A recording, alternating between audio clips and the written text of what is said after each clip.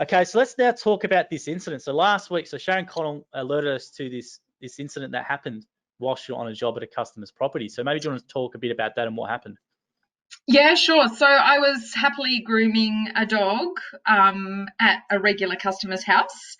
And I was obviously in the trailer. I was parked legally, which a lot of people have asked me, was I parked legally? Because that might have made a difference. A straight stretch of road, crystal clear morning. And the next thing I knew, I was out on the road, lying on the road. So what happened was a man was coming down the street. He lives in the street, and he clipped the driver's side, the right-hand side of the trailer, with such force that it forced me out of the trailer. So, of course, then the trailer's been driven into the car with the force as well. So my trailer and my car have both been affected.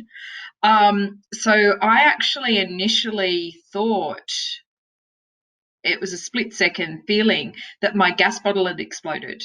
Oh, geez. That's how loud it was. I've never been in a car accident before, so I have no idea of, impact and sound. So then I sort of came to after like a nanosecond and realised there was this man looking over me and there was this car smashed into the trailer. So apparently he didn't see me. So who knows? Yeah, so what we're going to do for everyone, I've got you actually the photo of it here. So we're going to put a photo and intertwine it in there for people to have a look at it. But it's quite a significant crash from what I'm looking at here. So you've literally been thrown out of the back of the trailer whilst doing a groom. Yeah, so both the doors were flung open with the force of the impact, and I ended up out on the road. Fortunately, the dog was all right. That was my first concern. Is the dog okay? Wow, not yourself. You weren't worried. Were you okay yourself? Yeah, I'm okay. I mean, I'm a bit bruised, a bit sore and sorry for myself, but I mean, I'm fine. I don't have any breakages. I actually think now, with hindsight, I'm extremely lucky. It could have been so much worse because I actually have got into the habit, it's only a recent thing, where I turn off the gas after every bath because I was told I probably should. So I thought, okay, I'm going to start doing that. And if I'd been turning off the gas when he walked down drove down the street, who knows what could have happened. Absolutely. Very, very lucky.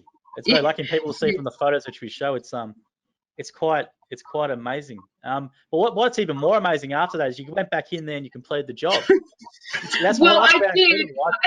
Most people would have said, "Well, that's it for me today. That's away. I'm done."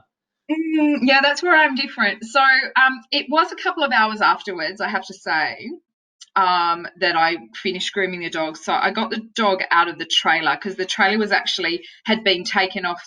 It had been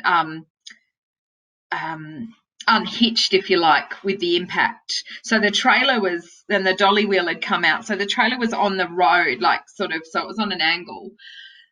So I took the dog inside to the family, and then we proceeded with calling the police and the insurance companies and all of that kind of stuff. So as soon as the guy who hit me, his trailer was towed away, his car was towed away, and we stabilised the trailer. That's when I decided I really needed to finish the dog because, I was actually I was kind of waiting there doing nothing because I had to get my trailer towed and my car. So I was sort of waiting. So I thought, right, I'm going to make good use of time and finish the dog. And I would have felt quite guilty if I hadn't have, I think. Not that the owners would have been like that, but yes. We're going above and beyond because we got the review as well. So I think it was the client, Nikki Mawson in ACT. Was it the client? Oh, no. So Nikki's another client. Yep. And she was one of the clients I had to cancel on the day. So she was also booked in for Friday. And so I, on Sunday, did all the clients that I didn't do on Friday. Right. So she was, and so because I'd cancelled her, she knew the reason that I'd cancelled, and she obviously just felt, she felt like she needed to say something. So what else? So after the incident, did you go and you've done all the stuff with the insurance, made the call, you finished the job, unbelievably. What did Yep. customers say after you finished the job? Did they expect you to do that, or what? What was their reaction Um, to it? um, they were very grateful.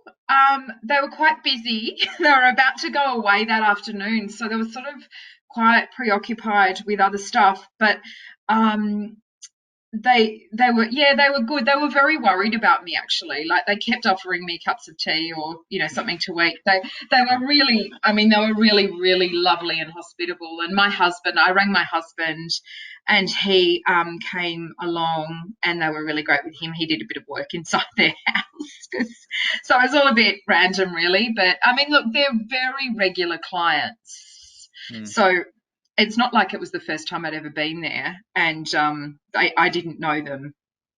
So And how did you manage to finish the jobs for the week? Did you get someone else's trailer, or how did that work? Did you borrow someone's, or? So on Saturday, we have a great trailer mechanic, and we asked him to come and look at it on Saturday morning to see if he thought it was roadworthy until it was assessed. So he came. Actually, sorry, he came on Friday night to look at what he might need to do. He assessed it and said, so the structure of the trailer is fine. It just needed it needed a new tail light and indicator light on that side, and it needed the coupling, the thing that you hitch onto the car, that replaced. So we figured may as well just get that done, and then I can actually be roadworthy. So the trailer's not unsafe to use, but my guess is that it's going to be written off because there's way too much cosmetic damage to fix.